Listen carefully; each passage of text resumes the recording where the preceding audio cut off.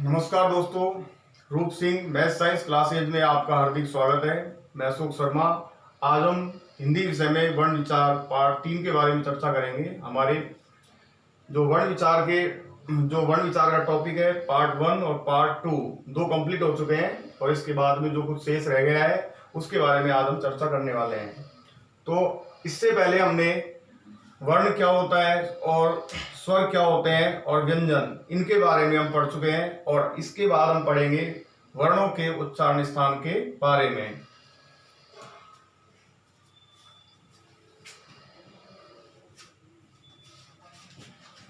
यहां से भी प्रतियोगी परीक्षाओं में 2 से 3 प्रश्न पूछे जाते हैं।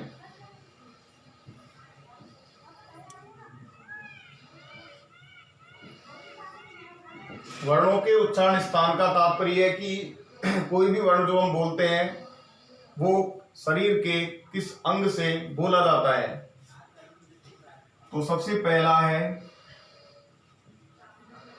ए, आ और कै वर्ग। कै वर्ग में कै, खे, गै, घै, अंग,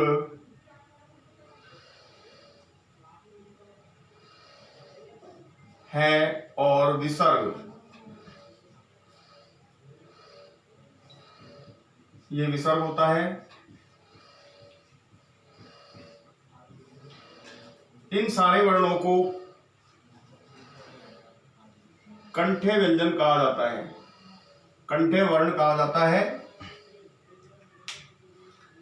जैसे कि ये दोनों स्वर ए, आ और कै वर्ग, पूरा इसे हम याद करने के लिए पूरा कै वर्ग याद करेंगे। कै, खे, गै, घै, अंग, है और विसर्ग। इन सभी को हम कंठ के द्वारा बोलते हैं। इनका जो उच्चारण स्थान है वो हमारा कंठ है, जहां से इनका उच्चारण करने पर ये ध्वनि निकलती है। दूसरा है ई, ई और चै वर्ग। चै, छै, जै, जै, अनै, यै और शै। इनको तालव्य के नाम से जाना जाता है। तो इन्हें याद करने के लिए हम ये दोनों ई और चै वर्ग, चै, छै, जै, झै, अनै, यै और शै, इनको तालव्य वर्णों के नाम से जाना जाता है।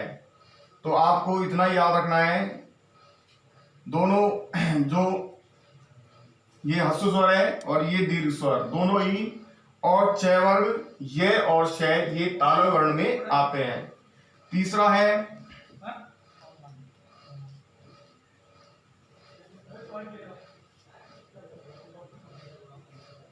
ऊ,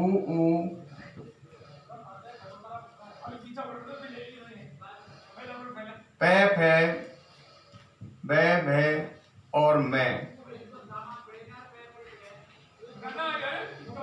इनको ओष्ठ वर्ण के नाम से जाना जाता है, क्योंकि ये इन वर्णों का उच्चारण करने पर दोनों जो हमारे होंठ हैं उनका स्पर्श होता है, इसलिए इनको ओष्ठ वर्ण के नाम से जानते हैं।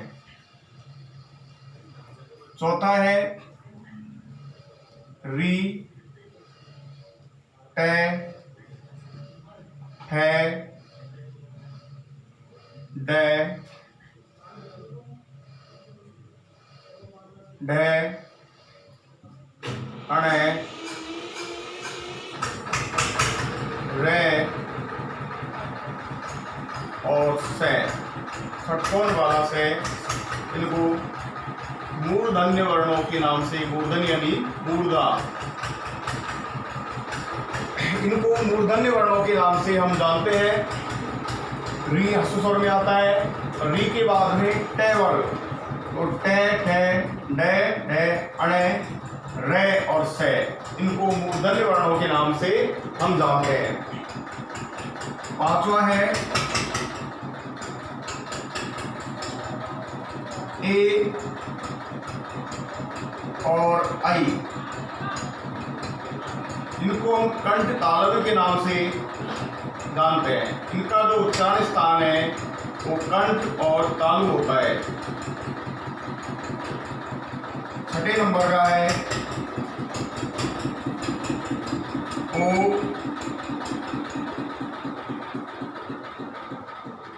और औ, इनको कंठोष्ठ है, यानी कि कंठ प्लस ओष्ठ, कंठोष्ठ के नाम से जानते हैं।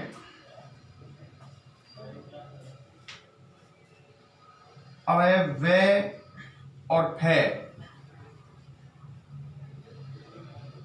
इनको हम दंतोष्ठ के नाम से जानते हैं, क्योंकि ये दांत और ओष्ठ के मिलाने पर बोले जाते हैं, इसलिए हम इन्हें दंतोष्ठ के नाम से जानते हैं। अगला है ते, थे, द, धे, ने, ले और से, ये दंत वर्ण कहलाते हैं, क्योंकि ये दांतों के स्पर्श से बोले जाने के कारण इनको दंत वर्ण भी कहा जाता है।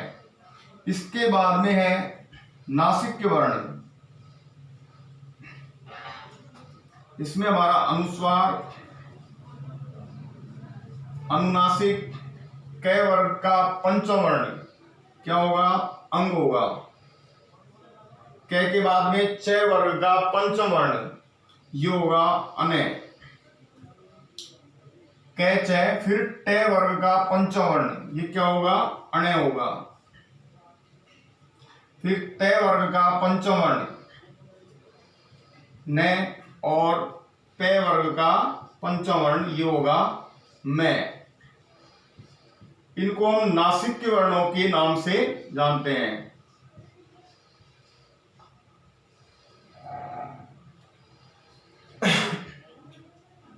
तो ये हमें याद करने के लिए ए और आ, ये ह्रस्व स्वर और ये दीर्घ स्वर और कै वर्ग, कै, खे, गे, घे, अंग, है और विसर्ग। विसर्ग का जो उच्चारण है वो संस्कृत भाषा में किया जाता है, तो इन सभी का जो उच्चारण स्थान है वो क्या है? कंठ है, इसलिए इनको कंठे वर्ण के नाम से जाना जाता है। इसके बाद में है ई, ये ह्रस्व स्वर है और ये दीर्घ स्वर है, ई और च वर्ग। याद करने के लिए ई, च वर्ग और ये और श, इस तरह से हम इसे शॉर्ट तरीके से, शॉर्ट ट्रिक के माध्यम से याद रख सकते हैं, जिससे कि हम भूले नहीं। ई, च वर्ग, च, छ, ज, झ, अने, ये और श, ये क्या है? तालव्य वर्ण कहलाते हैं। कभी कभी परीक्षाओं में पूछ लिया जाता है कि ये जो श है ये कौन सा वर्ण कहलाता है? ये तालव्य होता है, मूर्धन्य होता है या दंत वर्ण होता है? तो हमें पता है कि ये तालव्य वर्ण होता है। अगला है उ, ह्रस्व स्वर, उ, दीर्घ स्वर और पे वर्ग, प, फ, ब, भ और म। तो ये ओष्ठ वर्ण कहलाते हैं, क्योंकि ये दोनों ओठों के स्पर्श करने पर इनका उच्चारण होता है, इसलिए हम इन्हें ओष्ठ वर्ण के नाम से जानते हैं। इसके बाद में है री, ये भी क्या है? ह्रस्व स्वर है। देखो हम कितने अच्छे तरीके से इसको याद कर सकते हैं। शुरू में हमने स्वर के बारे में जो वर्णमाला होती है वो क्रमबद्ध तरीके से होती है। ए के बाद में आ, ई, उ, री, ठीक है। ए और आई, ओ और औ, इस तरह से ये और अंग और ये ए आ गया, ठीक है। तो इसको याद करने के लिए एक क्रम से हम इसको याद कर सकते हैं। ए आ वर्णमाला में ए के बाद में आ आता है और इसके बाद में कै वर्ग, कै, खे, गे, अंग, है और विसर्ग। तो हमें सिर्फ इतना याद रखना है कि ए आ और कै वर्ग, है और विसर्ग, क्योंकि ये इनका जो उच्चारण स्थान है वो कंठ होता है, इसलिए इनको कंठ वर्ण के नाम से जानते हैं।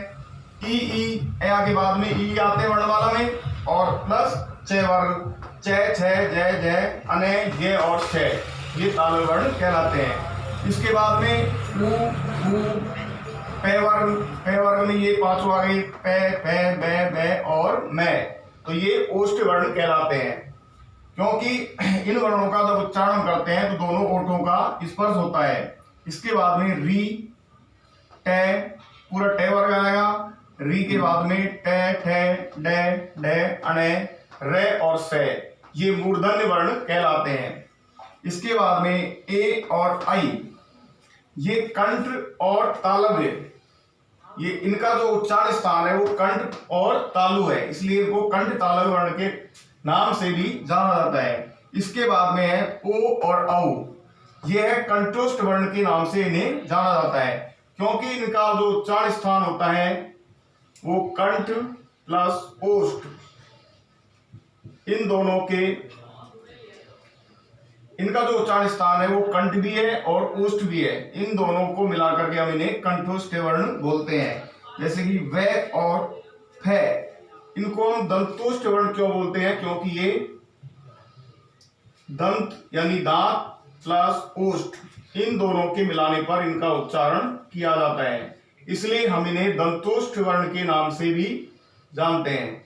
इसके बाद में तय वर्ग, कै च टे, टे के बाद में आता है तय वर्ग, तय थे दे दे ने ले और से, ये दंत वर्ण के नाम से जाने जाते हैं।